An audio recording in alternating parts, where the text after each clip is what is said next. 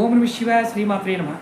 ఈ షార్ట్ వీడియోలో ఎవరైనా సరే కుటుంబ సభ్యులు కావచ్చు, మిత్రులు కావచ్చు, తెలిసిన వారు ఎవరైనా గుండె జబ్బుతో బాధపడుతూ ఉంటే వారు మందులు వాడుతున్నప్పుడు ఆ మందులు సరైన ఫలితాన్ని ఇవ్వనప్పుడు ఆ జబ్బు నయం కావాలన్నా ఒక చిన్న పరిహారాన్ని ప్రయత్నించేయండి.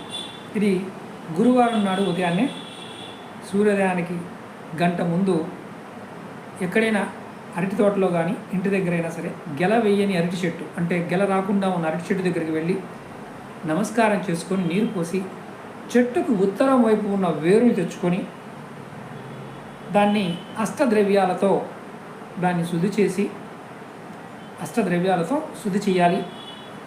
దాన్ని ఆ అరటి వేరుని 3 ముక్కలుగా కట్ చేసి పసుపు, అంటే మామూలుగా పసుపు రంగు ఉన్న సిల్క్ వస్త్రంలో దాన్ని కట్టి కుడి చేతి దండానికి కట్టుకోండి. అంటే ఇక్కడ కట్టుకోవాలి. ఇలా కట్టుకోవడం వల్ల మీకు గుండెకు సంబంధించిన ఇబ్బందులు గురుబలం చేత తగ్గుతాయి. ఇది సూర్యోదయ సమయంలో సూర్య నమస్కారం చేయడం, అంటే ఉదయాన్నే సూర్యుడు ఉదయిస్తున్నప్పుడు ఇలా గుండె జబ్బుతో బాధపడుతున్న వారు సూర్య నమస్కారం చేసుకోవాలి. మరి ఇక్కడ మతం కూడా వస్తుంది. మేము ముస్లింలు అండి, మేము క్రిస్టియన్ అంటారు. ముస్లింలు అయితే కరెక్ట్గా సూర్యోదయానికి ముందే నమాజ్ చదువుకోవడం, క్రైస్తవులు అయితే బైబిల్ పఠనం చేయటం, ప్రార్థన తర్వాత ఆకలిగా ఉన్న ఎవరికైనా సరే గోధుమ రొట్టెని దానంగా ఇవ్వడం చేయాలి. అలాగే రోగి ఎవరైతే బాధపడుతున్నారో వారు చేయవచ్చు.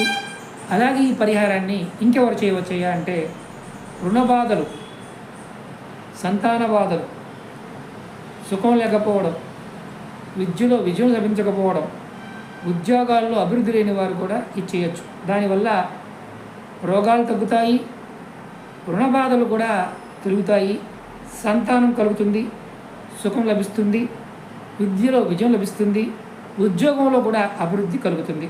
గమనించాల్సిన విషయం ఏంటంటే ముఖ్యంగా ఇది చేస్తున్న వారు ఏ మతాన్ని కూడా విమర్శించకూడదు, ఎవరిని విమర్శించకూడదు. దేవుడు ఒక్కడే అన్న భావంతో ఉండాలి.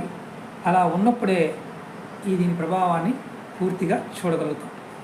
అలాగే మీకు ఈ వీడియో నచ్చినట్లు లైక్ చేయండి, ఛానల్ని సబ్స్క్రైబ్ చేసుకోండి, పక్కనే ఉన్న గంట సింబల్ని యాక్టివేట్ చేసుకొని 10 మంది మిత్రులకి ఈ వీడియోని షేర్ చేయండి. ఓం నమః శివాయ, శ్రీమాత్రే నమః.